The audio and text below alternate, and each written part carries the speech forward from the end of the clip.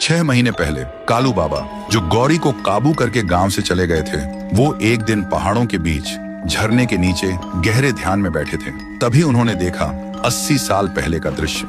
थुंग थुंग एक ढोल किया था, सड़क किनारे ढोलक बजाकर अपना पेट पालता, कभी कभी शादी ब्याह में भी लोगों को खुश करता। लेकिन एक शादी में उसका मजाक उड़ाया गया, उसकी बेइज्जती हुई और उसे भूखा ही भगा दिया गया। भूख और अपमान से जलता हुआ वो ढोलक बजाते बजाते जमीन पर गिर पड़ा और वहीं उसकी आखिरी सांस टूटी। मरते वक्त उसने श्राप दिया, जिन लोगों ने मेरा मजाक उड़ाया, मुझे भूखा रखा, उनका साथ ही साथ उनकी आने वाली पीढ़ी भी चैन से नहीं जी पाएगी। मेरी ढोलक की गूंज उनकी मौत बनेगी, उनकी बर्बादी बनेगी। और उसी पल से उसकी आत्मा ढोलक में कैद हो गई। ये दृश्य देखते ही कालू बाबा सन्न रह गए। वो तुरंत एक चमकते हुए हथियार लेकर गांव पहुंचे और देखा लोग थुंग थुंग के डर से रो रहे थे। कालू बाबा ने पूरा सच बताया। गांव वाले रोते हुए बोले, हमारा क्या कसूर है बाबा, ये तो हमारे पुरखों ने किया था। और सब गिड़गिड़ाए, बाबा आप ही कुछ कीजिए, नहीं तो इस बार थुंग थुंग हम सबको खत्म कर देगा।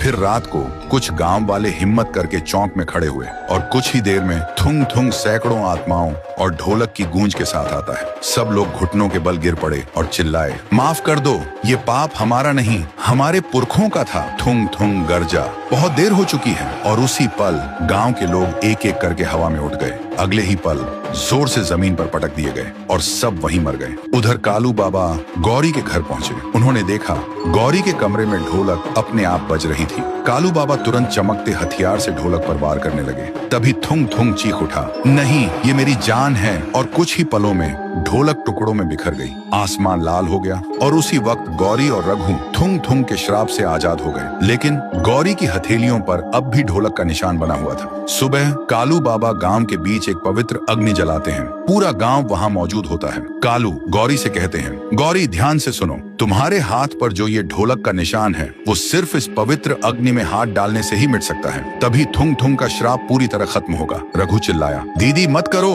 तुम्हारा हाथ जल जाएगा। पर गौरी बोली, चाहे कुछ भी हो, मुझे करना ही होगा। और उसने अपना हाथ अग्नि में डाल दिया। सबकी सांसें थम गईं।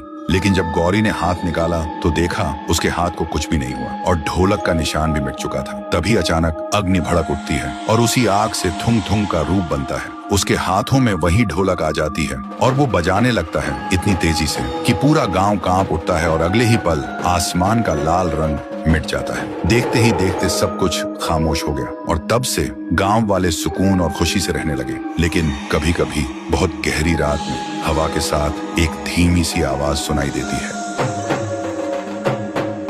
शायद याद दिलाने के लिए कि अपमान और भूख से मरी आत्मा कभी चैन से नहीं सोती।